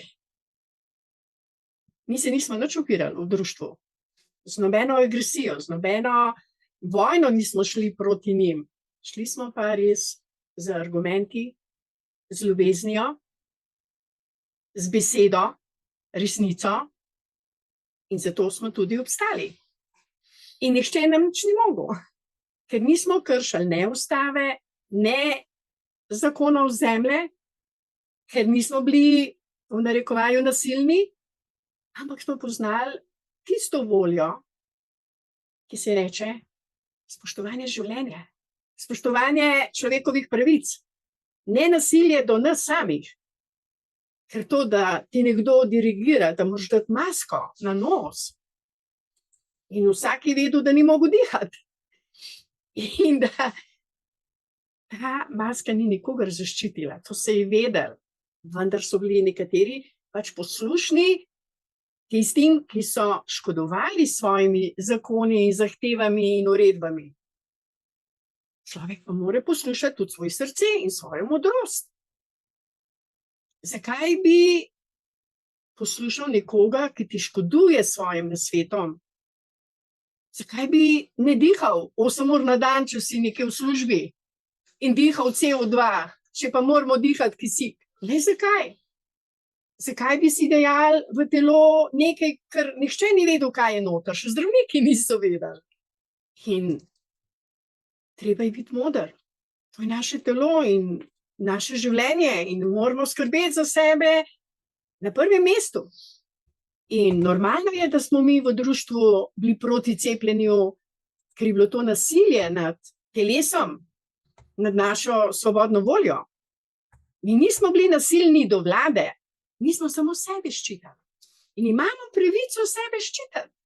Celo odgovornost imamo. Ker če delamo karkoli proti sebi, recimo, če kakšne 2 dni ne spimo, je naše telo utrujeno. Če se ga napijemo, 2 dni imamo mačka, pravijo. In se ne počutiš dobro. Če ješ nekaj takega, kar ni v redu, telo ali bruha, ali ima kakšno čiščenje močnejše, kadar kršimo naravne zakone, telo nam pove, telo reče ne. In to moramo upoštevati. Poslušati svojo modrost. In tle se mi zdi zelo pomembno, da se zavedamo, koga moramo poslušati. Oblasti, ki delajo za denar, pa za depopulacijo, ali poslušati zakone življenja, ki spodbujajo življenje, ki spodbujajo mir med nami, skupnosti, ljubezen, sprave. Koga bomo poslušali? In če je kakršenkoli zakon, ki krši te naše moralne, integritetne spoznanja, potem imamo pravico reči ne, ampak na miren način, z nasmehom na obrazu. Ne z nasiljem, ne z jezo, ker jeza rodi jezo, vojna rodi vojno. Mi pa imamo Društvo za srečno življenje in lahko z nasmehom, z radostjo povemo, da spoštujemo naravne zakone, zakone, ki so v skladu z matematično logiko, da spoštujemo naš statutni 9. člen, prvo alinejo, da imamo ljubezen na prvem mestu. In to je to. In ustava tega ne prepoveduje. Tako je. In to je to. Na to bi jaz danes mogoče to si, omenila. ne, zelo fajn temo si začela, namreč jaz sem danes popoldan, veste, dragi ljudje, sem dobil pismo, marčevsko pismo evropskega državljana, Citizen, to, o čemer pogovarjamo se zdaj, čakajte, vam ga bom pokazal, dajte, se vidi, ne, upam, da se vidi, European Citizen, a ne, zdaj to, gledajte, je preletelo v moj predal ob 15:40 danes popoldan in jaz sem to gledam, kaj sem to dobil, ne vem, kje so to moj mail dobil, skratka, zanimivo je. In zdaj tukaj pravijo, kaj bodo vse delali z evropskimi meščani, državljani, iniciative, potem, gledajte, vegan meals, ensuring digital, dignified reception of the migrants in Europe, spet o migrantih in potem so še druge stvari, evropska, skratka, ti ljudje delajo, ampak kaj je problem, kje jaz vidim tukaj problem? Jaz dobim časopis in gledam ljudi, jaz pa nikoli v to nisem vključen, jaz še v Bruslu nisem bil, ne. In tudi na občino nisem nikoli povabljen, tudi v nobeno skupnost, v noben NVO nisem povabljen, ker se dogaja to samo v okviru agende. Namreč, ko sem, veste, kaj me je znerviralo tale cajtink me je toliko znerviral, da sem potem šel tukaj, ker sem videl neka slovenska imena, sem šel pa malo iskat, vidim tle naprej, ambasador organizacije, tako in tu vidim, evo, Grega Donša, Head of European Energy Center, Pomorje, Slovenija, se rečem, pa moja Kamila, dobro, fajn, ne, da to meni pošljajo in je super. Potem sem malo poklikal in kaj sem ugotovil, kaj se dogaja v našem mestu in jaz tega res nisem vedel. Zanima me, ali je kdo od vas vedel. Bom zdajle tole prekinil, stop sharing in vam bom pokazal še en share, ki sem ga pripravil. Tole, lejte, sem našel, potem na podlagi tega, kar sem vam zdaj kazal, ko sem poklikal, ne, sem našel potem tole, seveda, delavnica za prijavitelje, kultura, kroženje evropskih literarnih del. Zdaj je to krožno gospodarstvo strašno popularno, pomembno in tako naprej. Glejte, in vse piše brezplačno, a ne, vstopnina brezplačno, potem od spodaj pa razpis, pa finance. Ja? Veste, kako so bile brezplačne injekcije? Ali kdo pozna Motovila spletno stran? Če kdo pozna, ki je nocoj z nami, naj reče ja. Jaz sem nocoj prvič za to stran slišal. Kreativna Evropa 21-27, vse je sponzorirano, boste videli, tako da to kroženje evropskih literarnih del še zdaleč ni zastonj. Dalje. Sem šel gledati, kaj je zdaj najbolj aktualno in piše aktualno, se pravi, ponuja sredstva in potem funding, piše v angleščini in ko greste naprej razvijati, vidite, da je najprej brezplačno, potem pa govori o financah naprej. Ne? Se pravi, vse je brezplačno, pa vse je na finance vezano, tako fuzlajo zdaj te mlade. Prijava na delavnici brezplačna, pol te malo inkorporirajo, te navdušijo in rečejo, mi ti damo denar, ti pa potem deli in potem moraš delati, kot ti rečejo. In enega, počas, leti, tako se to širi, zato je stanje takšno, kot je.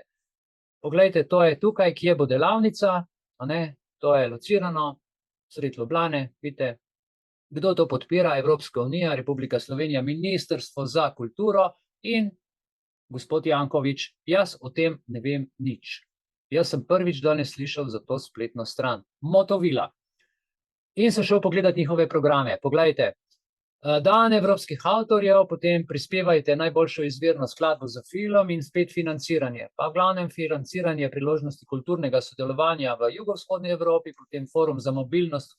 In sem šel malo naprej. Financiranje, aktualno financiranje, samo to, kar je Viljana lepo povedala danes, samo skozi denar in mlade navajajo, da v bistvu dobijo vse sponzorirano, plačano. Ljudje niso navajeni več zaslužiti in svoj talent unovčiti tako, da ko daš ti svojo energijo, svoj zaslužen denar in si recimo nekaj kupiš, ne, ampak vzameš kredit ali pa dobiš še evropska sredstva in potem v okviru tega delaš. Ti si sužen. To je aktualno. Financiranje, financiranje, financiranje, financiranje. Če gremo naprej, bi rad postal kinooperater, te financiramo. Ne moreš sam kreativno ustvarjati. Perform Evropa za uprizoritev umetnosti, umetnost, financirajo. Ne moreš sam nič umetniškega več delati, ker si vse vezan. Bliža se rok za prijavo za razpis za rezidenco EFFEA, ne vem. Meni je to čist nov svet, ki sem ga danes odkril, pa to ni samo eden, veste, koliko je tega. In spet financiranje aktualno. Ok, da ne bom tukaj jaz, kar se tega tiče predolg, hočem povedati, danes gre vse na evropska sredstva, danes je popularno, da Evropa da denar in vladi in županom in mestom in potem zahteva, da se dela tako, kot oni to rečejo. Zdaj, koliko je teh ljudi, ki resnično to hočejo in koliko ljudi, ki s tem denarjem operirajo, ali kdo to ve, ali so kje te številke objavljene, kdo dobi denar, kam gre denar, kam ga vlagajo, koliko evropskih sredstev so za ta rok dobili, da se zdaj šele vsak teden ljudje dobivajo, ne vem, poleg tega pa če hoče pa nekdo, ki je samostojen umetnik nekaj narediti. A se ti spomniš, koliko je bila najem dvorane v Rogu, ko je naša akademska kiparka in slikarka hotela imeti predstavo, dol je bilo celo, da si mogel plačati. Ne? Namreč, če nisi ti član Roga in ne plačuješ letne, počakajte, županom, kot umetnik, letne nekaj članarine, moraš potem, če hočeš do prostora prideti, kjer bi imel razstavo, ne vem, kakšno enormno vsoto plača, da sploh noter prideš.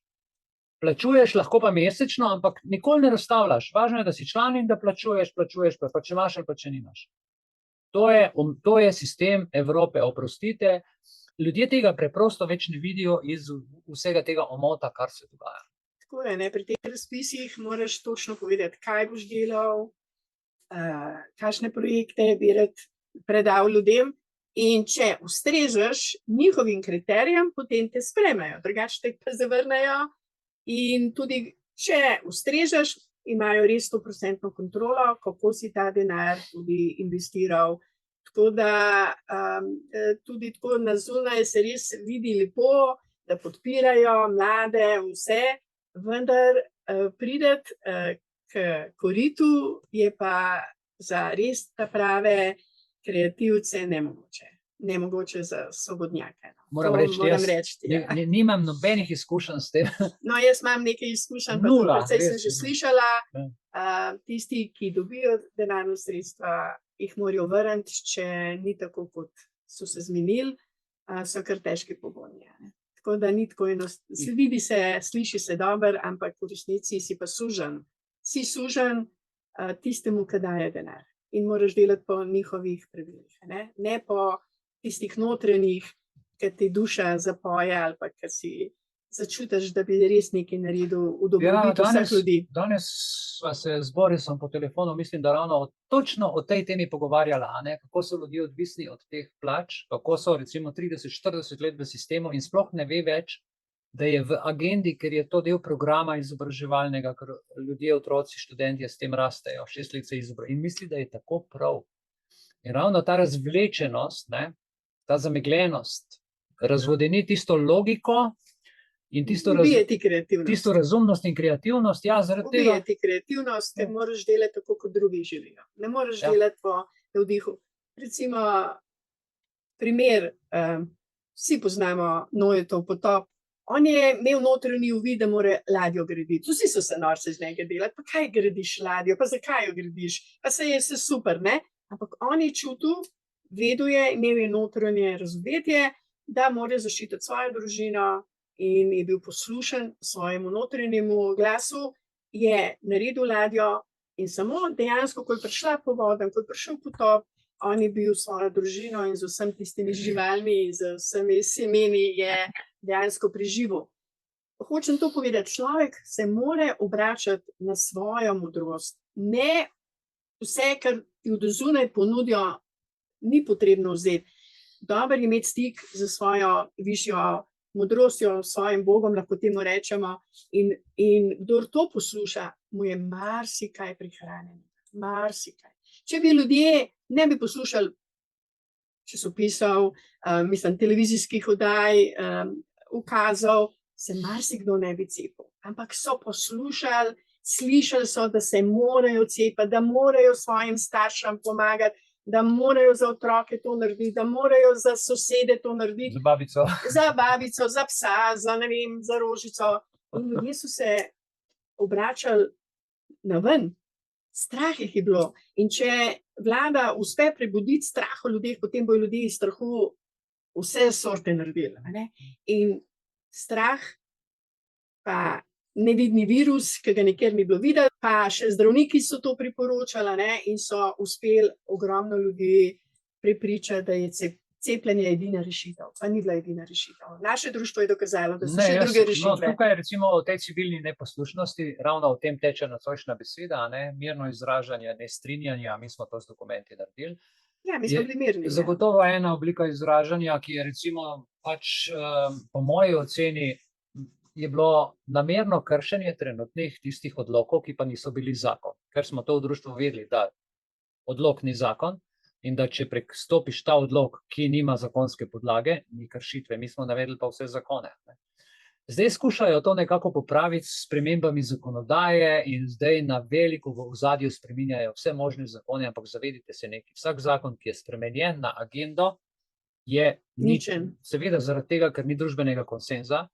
Pri družbenem konsenzu smo pa zadnjič ugotovili, če ga delajo tako na hitro, da ni glasa ljudi. In če zakon nima glasa ljudi, pomeni, da v družbi ni sprejet, se ga nismo dolžni držati. Tukaj gre za zakonito civilno neposlušnost določenih političnih odločitev, ki imajo na nas vse vpliv, in ta vpliv, temu se moramo seveda upreti na pravni način. Temu se reče civilna neposlušnost. Seveda se lahko tiče, recimo, pride do posledic. Civilna neposlušnost lahko prinese, veste kaj, do kazenskega pregona ali sankcij strani oblasti, ali pa te, ne vem, zaprejo, ali pa vse sorte delajo. Je treba pač biti pripravljen na pravne posledice, denarne kazni, zaporne kazni, druge oblike v skladu z veljavno zakonodajo, ki se potem izkaže, da je na podlagi neveljavne zakonodaje bilo to, ampak to je cel proces. Koliko je treba žrtvovati zaradi tega, ker si nekdo želi oblasti, je žalostno. In s tem bi jaz nekako nocoj, bi rekel, zaključil vsem tistim, ki pa bodo poslušali in boste poslušali kasneje, vam pa izprašam vest in si rečem, kaj imate od tega. Da vnašate kaos v družbo, na podlagi kaosa rečete, zdaj pa mi potrebujemo nov zakon, da nam pošljete imigrante, pa rečete, zdaj pa rabimo kamere, pa prisluškovalne naprave, ker bomo vas ščitili. Zakaj rabi država sporedno varnost internetno in svoje serverje, svojo internetno varnost, in v to internetno varnost hoče državljane noter vključiti? In ta internetna varnost je kao nezlomljiva, zato da nihče ne bi mogel noter, ker če bi kdo prišel not, bi lahko z vsemi kamerami upravljal, bi lahko vse poslušal, bi lahko vse. Predstavljajte si, kaj država počne. Sporedni svet upeljuje, sporedni svet. In zdaj hoče vso civilno družbo, ves poslovni svet, vsa mala podjetja, preko reklamic, varnost. Zdaj si vi zamislite, Telekom Slovenije pa vsi ti operaterji ponujajo nove telefone z umetno inteligenco, ki je že noter ugrajeno. A veste, v teh aparatih je že državna varnost ugrajena noter, kot država hoče. Lepo počasi nas kuhajo in pečejo skozi to. Hladilnik, ki ga ne boste mogli več kupiti novega, ampak bojo rekli, da ga morate popravljati, ko bo imel noter kamero, senzore, to oni bojo vedeli, kaj ješ, koliko poješ, vse. Grozna stvar. Predstavljajte si, da ti nekdo v hladilnik gleda, pa v poslu, pa v spalnicu, pa vse to, kar imajo na načrt, ne? Termostati so že, voda je že, elektrika je že, vse je naštevc, koliko pokuriš, kje si, kje živiš, kdo je prijavljen. Mislim, dajmo se malo zamisliti, ni vse tako normalno, kot zgleda, ampak čist na vrvici. No, in je treba pametno protestirati, stopiti skupaj in povedati dovolj. Tukaj je pa zdaj meja, tle pa zdaj čas. Če dovoljaš to besedo protestirati, je nekaj, da se upiraš. Mi moramo delovati iz svojega spoznanja, iz svoje ljubezni in na pravi način, na miroljuben, na ljubezniv način povedati, kaj je resnica, kaj je naš cilj. Kaj pa, če ne razume tega? Razumejo to, kar razumejo. Zdaj, ko prej razumejo. Okay. Ker če bomo na en način, v narekovaju, z njihovo energijo šli na njih, potem je vojna, je upor.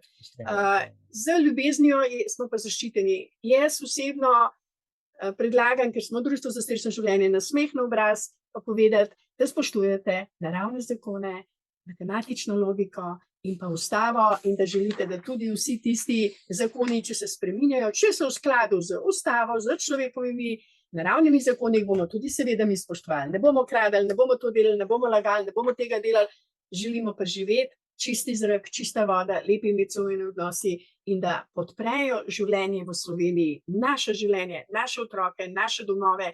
In ko bo vlada to delala, da bo za državljane zelo lepo skrbela in da jih bo dala res na prvo mesto, potem ne bo nobenega protesta, ne nobenega nezadovoljstva, potem bo dobesedno mir in raj in zadovoljstvo med nami. In to je tudi cilj Društva za srečno življenje Belize, da se ustvarijo čudoviti pogoji za naše otroke, za naše vnuke, pa ne nazadnje tudi za nas, saj mi tudi radi živimo, a ne?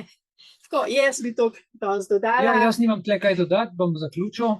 Razen, dajte še vi kaj povedati, prosim, še ima kdo kaj dajte kaj povedati na vse to. A ima kak smisel sploh še kaj ugovarjati, ali se kar vdamo v usodo, pa rečemo? Ne bomo se vdali. Jaz sem vprašal, ti si že govorila. Ne, se vem, ampak ne, naši člani so čudoviti, oni so čudoviti. Jaz bi kar, dober večer. Jaz se na nek način borim oziroma skušam živeti po svoje, poslušati sebe predvsem, svoj notranji glas in početi stvari tako, pač presojam, da so mi prav, da so ustrezne in da na nek način živimo v svoji svobodi. Mi je pa všeč tole, za kar sicer mislim, da še nismo zreli, kot je rekla Iviljana prej, da je težka tematika, ampak meni je vseeno všeč zato, ker se izobražujem, ker smo potrebni izobraževanja in jaz na vseh teh pogovorih ali pač predavanjih, karkoli imamo, slišim veliko novega, pa dodatnega ali pa dobim kakšne potrditve za svoja razmišljanja, tako da absolutno se mi zdi to zelo koristno in upam, da bo šlo še naprej. Hvala za dosedanji trud. No, hvala lepa, ja. Boris, Ja. lastno ljudstvo ne vlada.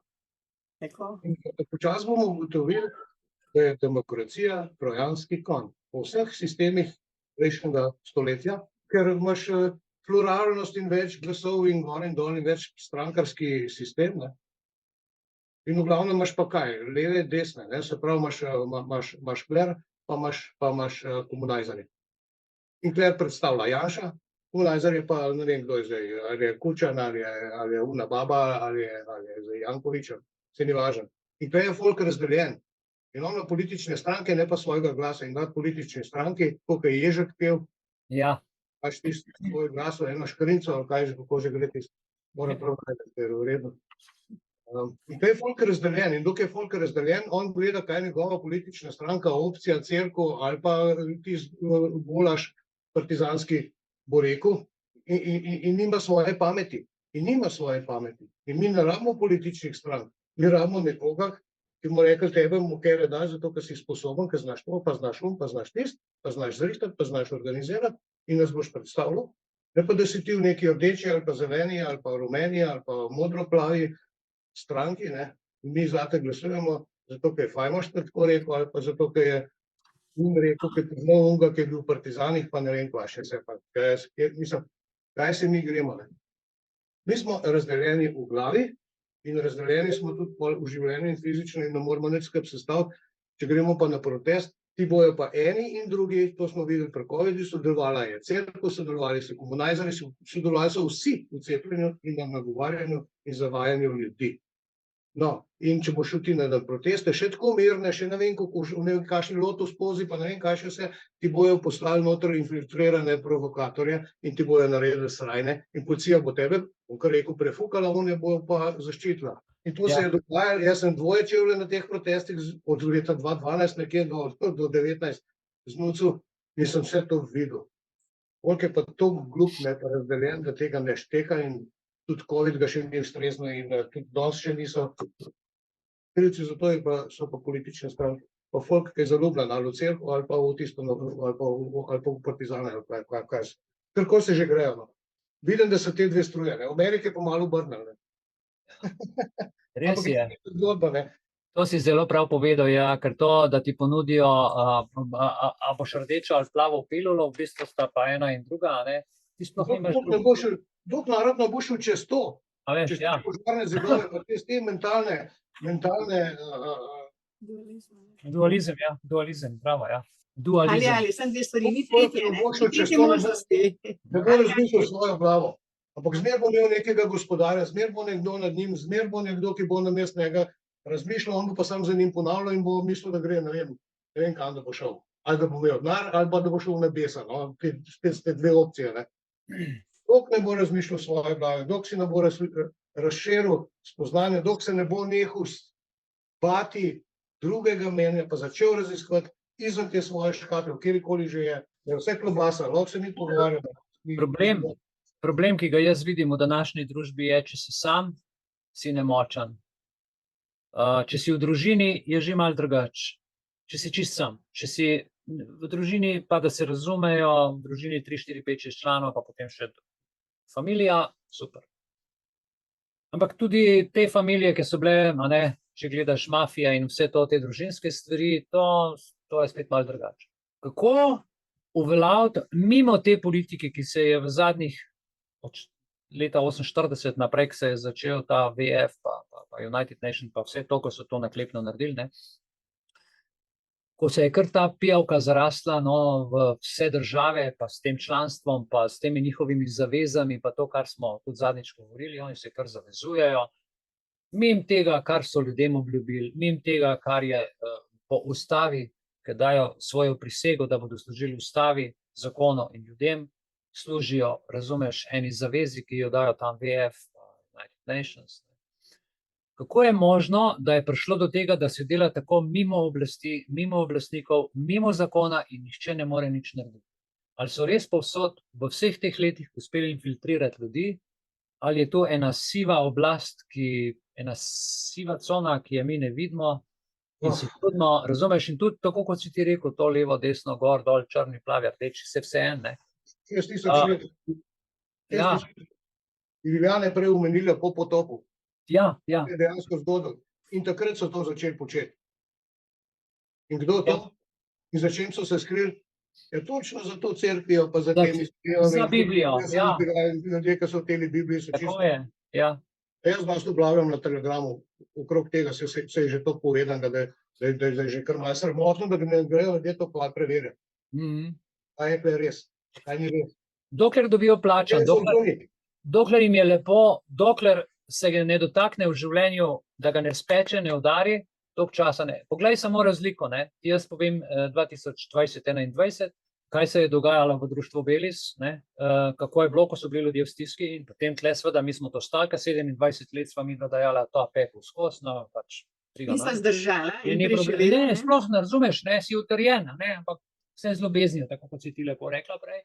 Ljudje, ki so pa živeli tako, kot živijo, ne, še danes, to je pa velik problem in ti, Boris, si to krasno povedal, ne, te stvari si grejo iz roda v rod.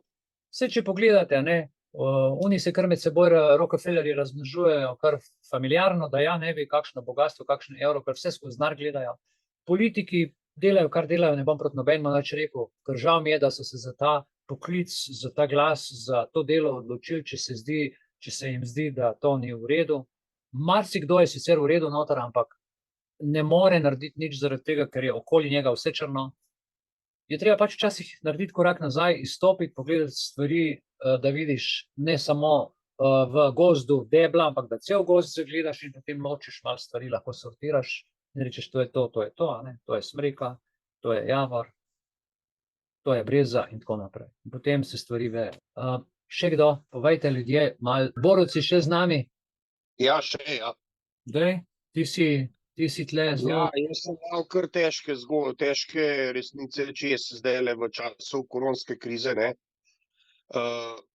To je to, ne, ko to na svoje košanke daš, tako je Vijana rekla, boriti se zase je zelo, zelo težko danes v današnjem sistemu te naše gnile, zavožene države oziroma teh politikov, ne. Lej, jaz sem v redno službo v Savi, ne, in ker sem se vračal iz Malce, sem bil čist sam, nobenega okoli, da bi ga okužil, da bi ga dal, in se me je ta varnostnik oziroma ta naš, kaj to čecmu, ne, jaz mu pravim satanist, ne, lotil, stopil do mene in rekel, masko daj gor. Sem rekel, zakaj bi masko gor dajal, če grem po svežem zraku, svež zrak lahko diham.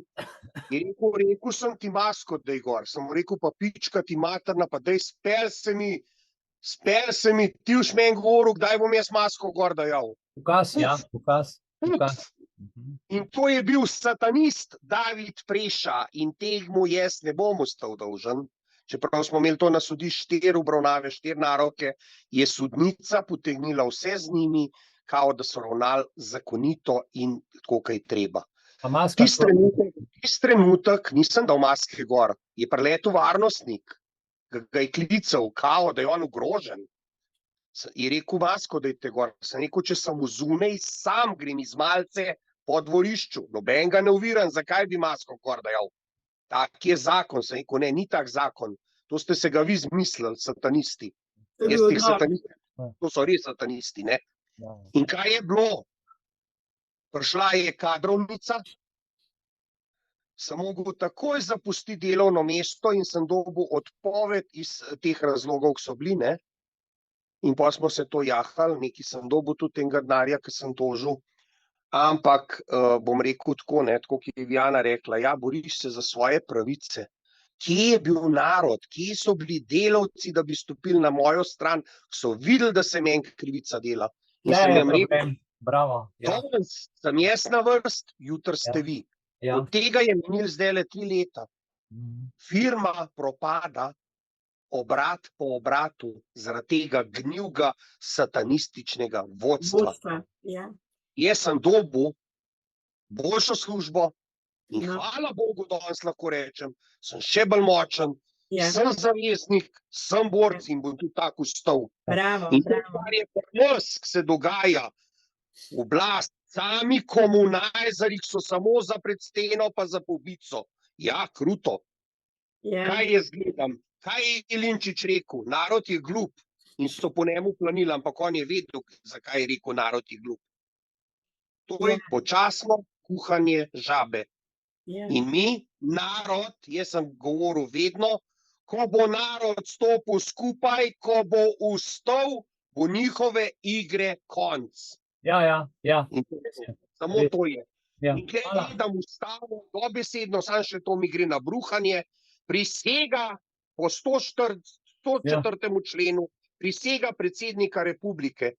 V času, ko je to potekalo, prisegam, da bom spoštoval ustavni red, da bom ravnal po svoji vesti in vsemi svojimi močmi deloval za blaginjo Slovenije. Da bom spoštoval ustavni red. Kje pa kaj ustava velja? Kjerkoli ustavo se to, koliko si že govoril, pa vsi, se je anketne ne upošteva. Zakaj? Zato, ker so te, kot sem na začetku rekel, vodilni nepismeni. Samo to je.